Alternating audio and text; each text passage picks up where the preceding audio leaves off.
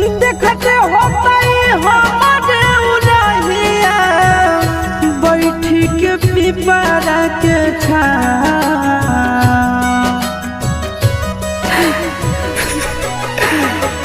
देखते होतई हमारे उड़हिया बैठी के पिपरा के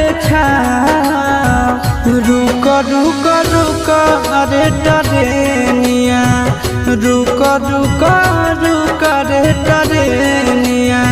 ले ले चल जनुआ के गाँव रुक रुक रुक रे टरेनिया